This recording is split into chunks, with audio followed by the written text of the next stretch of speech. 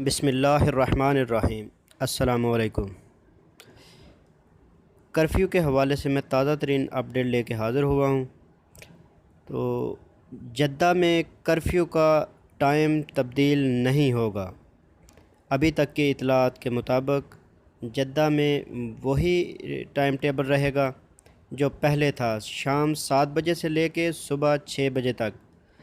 اس کے حوالے سے مکمل ڈیٹیل جانیے۔ اس سے پہلے اگر آپ نے میرا چینل سبسکرائب نہیں کیا تو کائنڈلی سے سبسکرائب کر لیں۔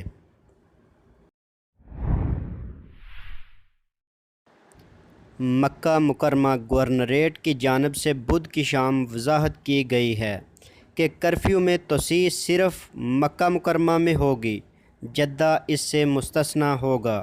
اعلامیے میں مزید کہا گیا کہ کرفیو کے حوالے سے نئی پابندی کا اطلاق مکہ مکرمہ، ریاض اور مدینہ منورہ کے لیے ہوگا، جدہ میں اس کا نفاذ نہیں ہوگا۔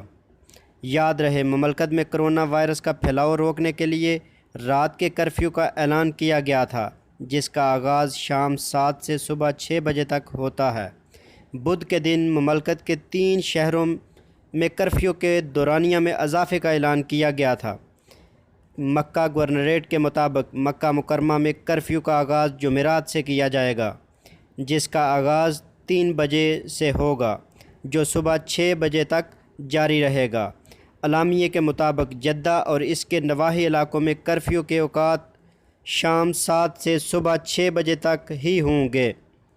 یہ تھی ابھی تک کی اپڈیٹ۔